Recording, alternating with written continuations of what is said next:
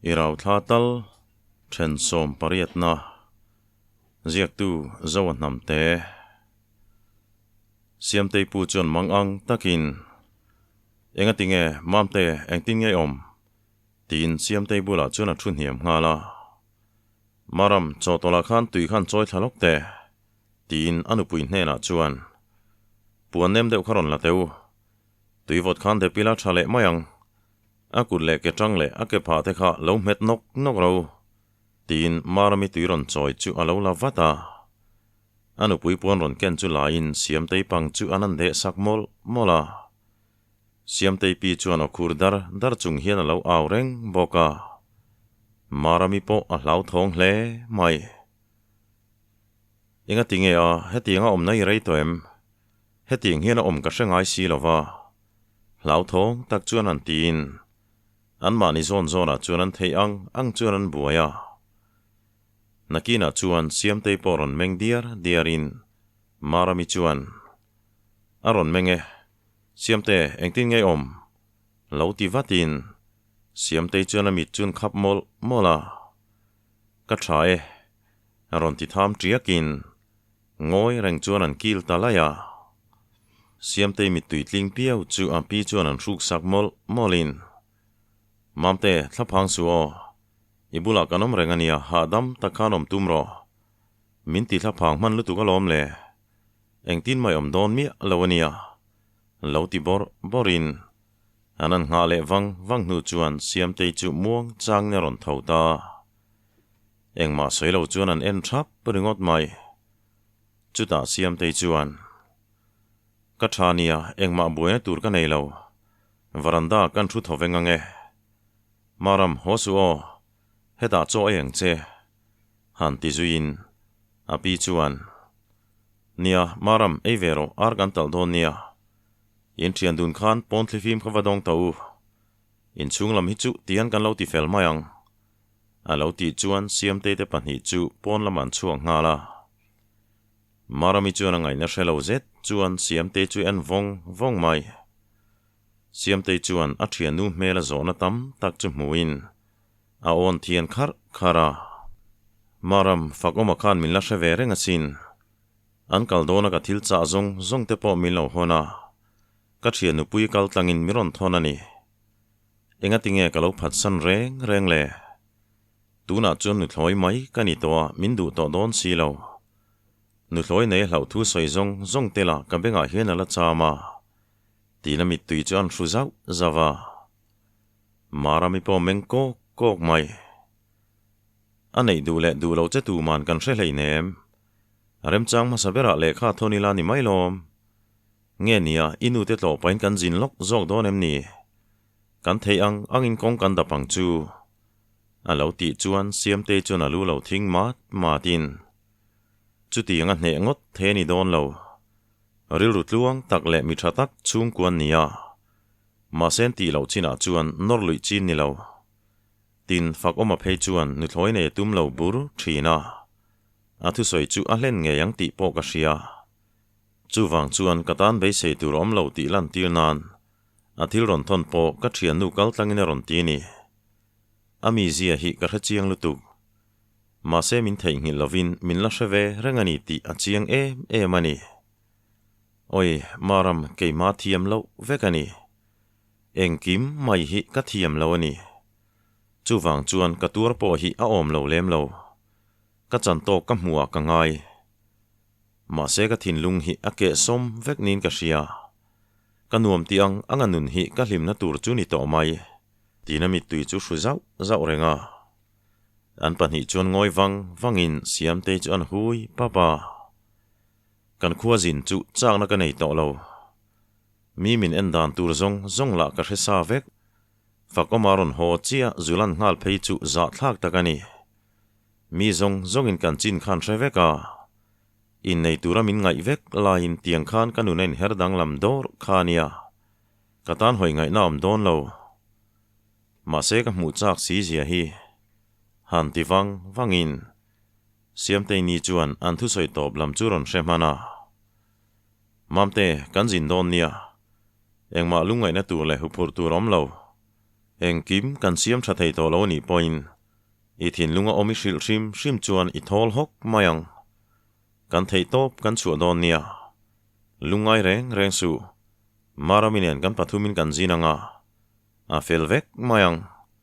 ti pa chuan an bularon thua itan chuan ipi le pu po hi khoya po an kal hre don lo ti hriala kan thei top kan chu tlang don nia han ti le sapin ti khan hlim deuh in lo in kom ro ar chu kan puange tina lu san le ta siam te chuan room hakin oi engma om ziom to don chuang lo tian no pangte te hi in ti hlim nan ngai zongila kan hun kal to te chu kan thei ngil ve ma na an ti chuai le araya marami chuan an ti thak tumin takana ichang taim an ti chuan rangzet hian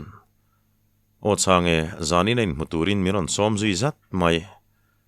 school tlanga mindu ve tak chuan local rotia ti pa chuan an nui hul haka marami chuan oi keipo chu tiang chuan min tia ma se thlan mul chaka khan local roti ve thunga ka zak deuh an lano panglulai maya an niang kum kan ni kha chuan min an fiam pon kan chang let ngam lo kha nia chan chu soi lo mel po kan mel ngam lova ti pa chuan an nui karin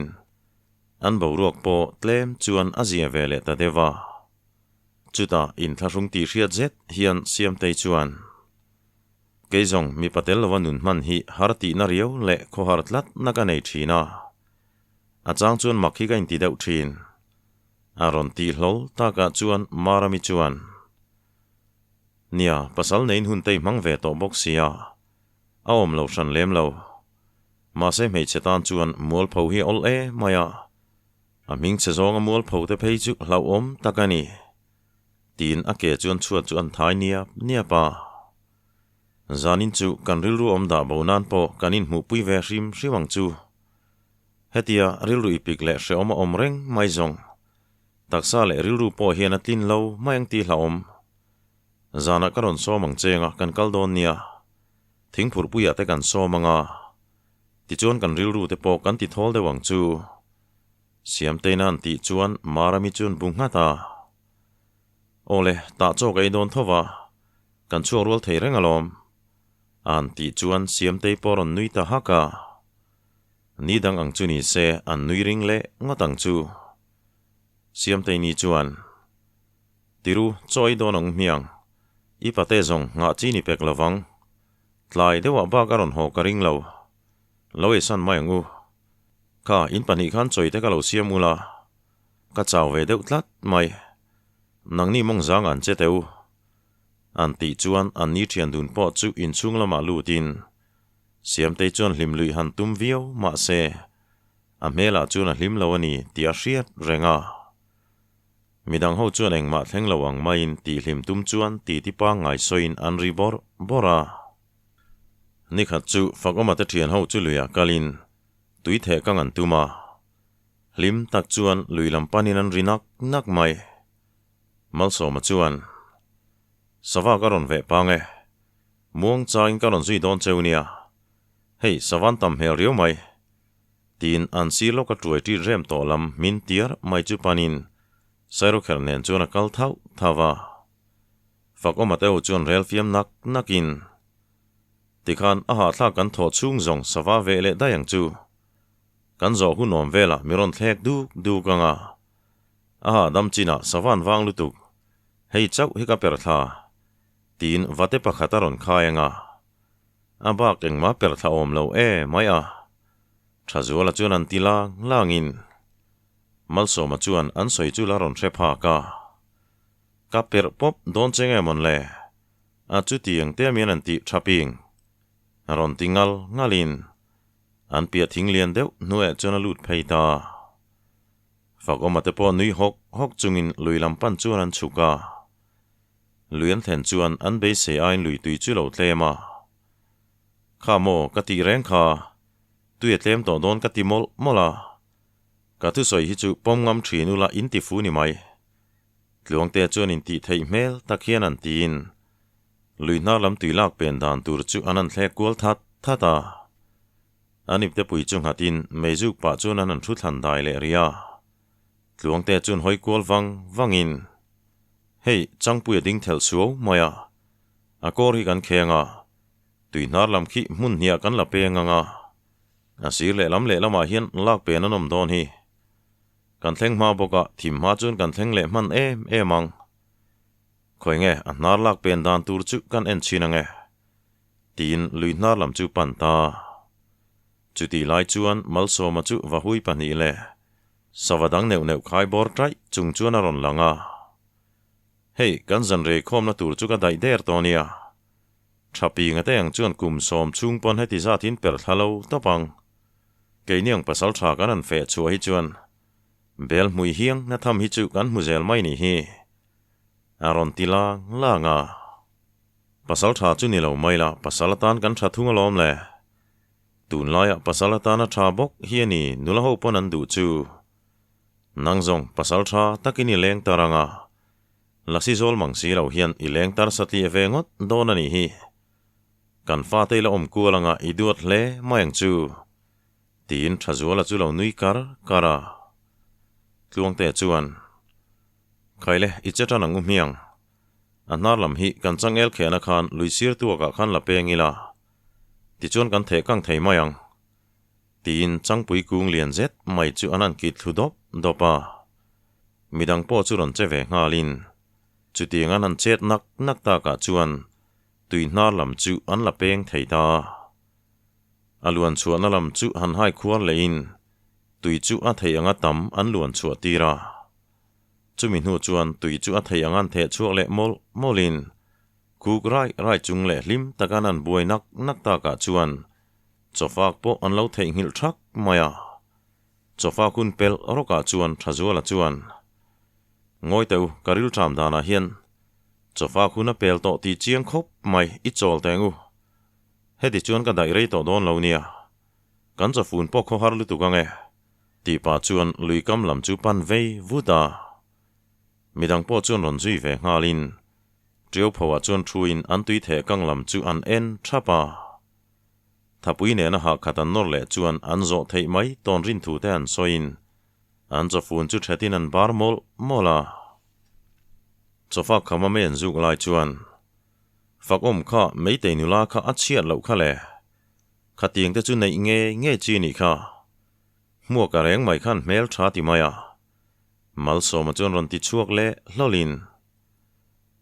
เมลชาติจุดลางเชียตันนี่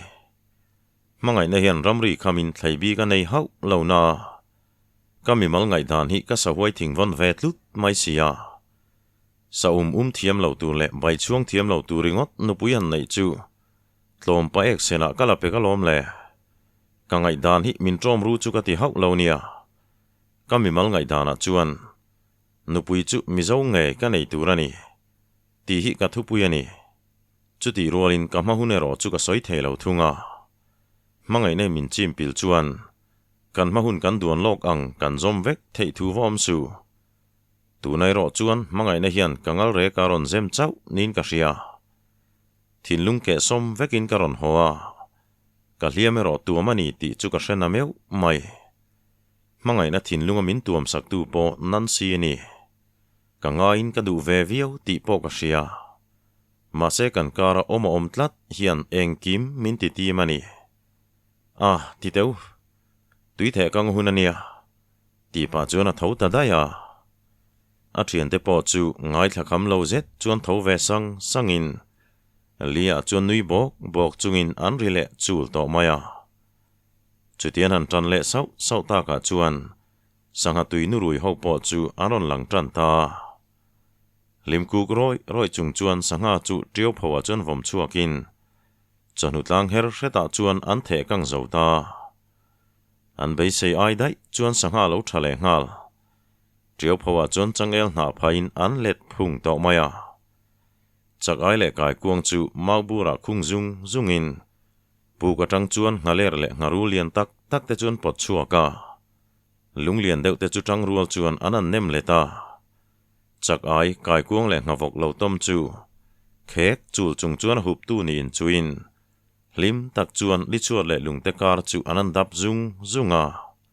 a kha tokin ngaru lian zet mai hi an phi chuak le hlol thina chu tianga engemaw chen an dap kual hnu chuan khaile kan man zo thokhat aniang tui hi khung le tong wo ala bang om le nakum lama kan man le mayang chu tluang te chuan ron tilar larin li hnar lam chu pan ngala an be se ainan man hnem boka an lom kher mai sanga le kai kuang chu mun ran ve ve chuan da khomin chak ai po maubura chuan an khung khoma anan chep rang vel po chu mu no man ti hle maya ha po hre chang lo le khian lim le lom tak chuan an in sema an lom lu tuk chu anan kuk le rai thina mezial zuk cholpa chuan mani chan ai theu chuan khung felin malso ma chuan kapute le kapate te kan pek ba ka hei voithum ai zet chu kan nei don ani hi fakoma te phei chuan cholkar khat ngot in ring theng chu hetiang tak hian kan la hlotling ngai mi alo komthlang ten vokan tal dona pa berin kai kuang le chak ai du boka vok sa ser thleng nan kan dil chin teang tin lim zet chuan anui kaka maubura kai kuang khung mol pa hian tluang te chuan keini chu avai hian tui kan ti veka chung ko tamanom ve na chu kan du hin ang lo furmaya engma hin chu boilo hian kan du lai theu hi kan suak nal mai ni tina lo nui ve hak thunga tiru homangu tuna kan ho chuan rong bol lai velin kan thleng manang khilai chang van dot khi kan la lo kange hei tumbu voi muam pom nuala ni hi tin tluang te chuan an chak dewa changel hunglam chu apan ngala midang ho po chuan an bul vela chakok le tumbu khai leng te chu lo ve bokin malso ma chuan zai rut chung hian an thlang dewa lung phek thlangra tiat zet tur chu thing tuai chuan an kar fana a ming te chuan chal velin thei top chuan an tanga lung pheran kar thal top rual chuan a tre ngal ruai mai a thian te lama chuan ron tlan chhovin rul tina au trial na samaya thazuala chuan lo nui khia in ate ngot chuana changpa tiat lek ba ka ni le lovang tlangwala pumpa zung chal tiat lek lau hian itlan che thina a lo ti chuan malso ma chuan tholop hian a lian lutuk malpui tiat ani chema sa chi ni lo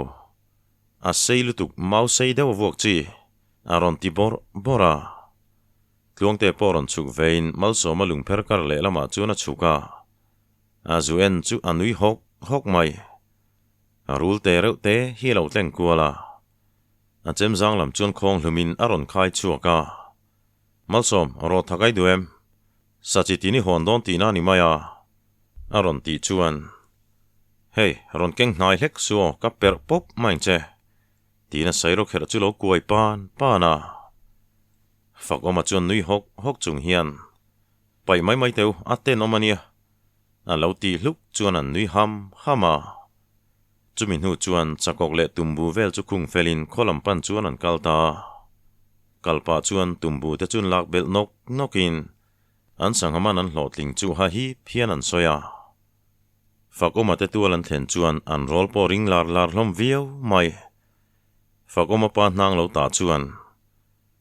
e khai in hlotling em alo ti dam thluam chuan thazuala chuan kapa muak in chunga lo lut la ron en ve ma te phur zet chuan an tin fakoma pa chu rang takin ron thau ngala in man hnemaniang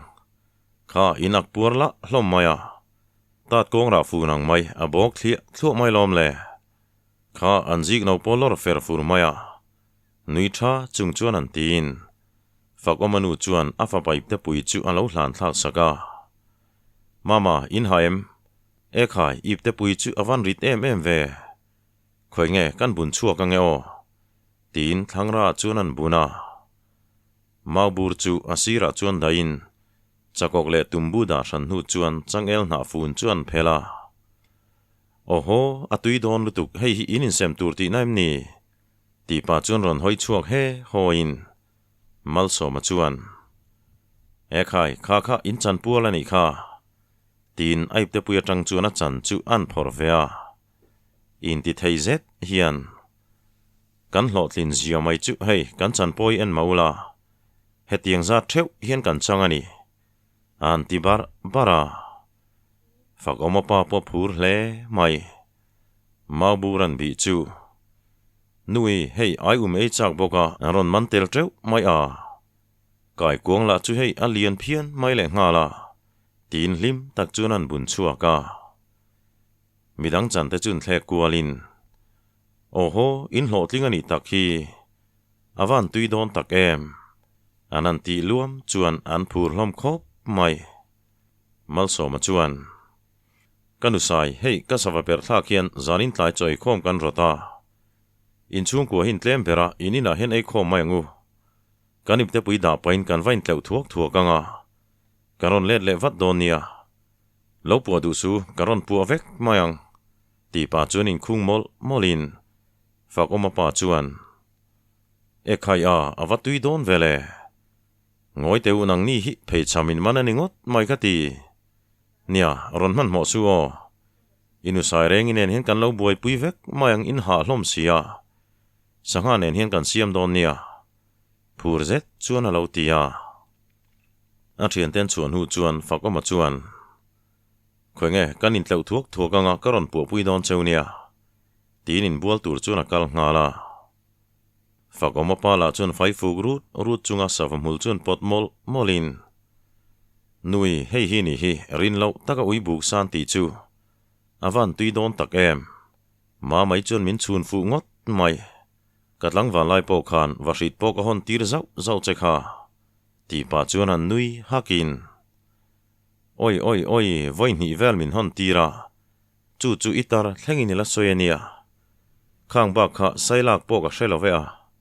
ma mai chuan a khum te che zong ani hi a ti pa chuan lo nui arin chak ai le kai kuang chu anan thlir mola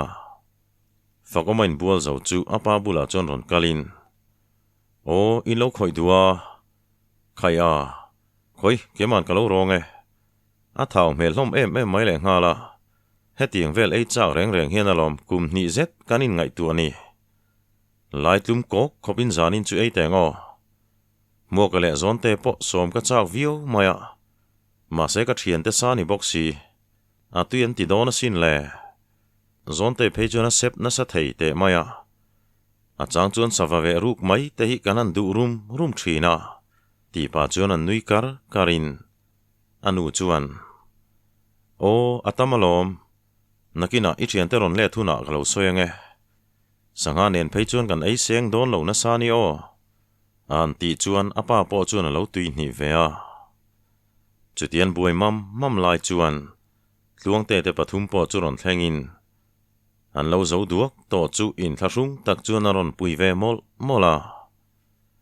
chutian rik lai chuan muaka o ti hriat zet mai hian sap tong hian kan thlengta hei hi fak oma te in chu ni hi ani hi a omangemo tin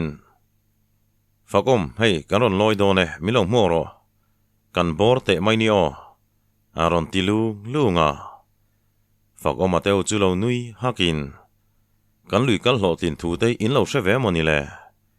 mi ron ti der te chu ala tum zui le ngala he pa zet I chuan nui na tur hi ti tamania khuta po kan nui bur berania om lo hi chuan zon te nen hi chuan soi turi kan hremang thin lova kan muak hamhai lai hi chu angai om thin ania ti pa chuan muak hamhai lai lo lut mai te thing fa ron tho kan zinga lo tel ve tu mani mo a tu chuan nge mo kan lui kal chu lo hril chani an ti lang chuan fakom kan lo thlengania ron ti tu mei che o hriat rual chuan fakoma chu a thil ti lai top chot mai fakoma nu po chuan meng phok hra hian ron enin fakoma che chang lo le ka dinga mu chuan kongkalam chu pan ngala kongkan hong chu a ding chot mai chu tai ngai tu har zokin moka hei hi nansi kha wanang em a thala ka mu nen khanen ang lutuka a han ti chuan nansi chelo nui verin chandan tur le engen soi hriat lo wangin zonte lam chuan hoi ha zonte chuan lo hril molin moka chuan kanu sai chu nufing hi iwan ni chiang tak em hei hi imau nu tur nge chu ni hi hei hi athian nu bimoi ni thunga kona motor atanga ron chuk le VCP na kalantum nen kanin tok hlau maya an bo chiam lowan van nei ni hi an tilang langa fak omanu chu tuala chuan chukin nansi te chun chi bai mol pa hian abek a chu lak saka bimoi lam chuan hoin lom thu te chuan soiluama zon te chuan an tong chu lo le sak molin khomi then khat lo om ve te chuan zon te le muaka sap tongan han tong chu an lo soi chong ve nak boka nansi limnui var chu mel than ti thu lo in hril mol bokin fak omaron chuak chuan a thil mu chu a oi lo deuh nge ni amit te chuan nuai le ria nansin anu bana vuan chunga varandan ron kai mek chu lo enin nansi chuan ka zakla zel ka ti to kha nui se chung chuan an tin fak oma po har zok mai ekhai ka khuwa wang nula kan muthut chu ka ham hai deuh lom le an ti chuan muakala chuan kanusai adu chuan ifapa hi zei har te mai ni o athu soi kha nakina omzia ka hrilang che ti pa chuan lo nui hakin fak oman room zetaron mel chu hreom po chuan alang du hau lo maya khaile tikhan hemi then chu alo top le ta naktu zan lama kan chun zom le don nia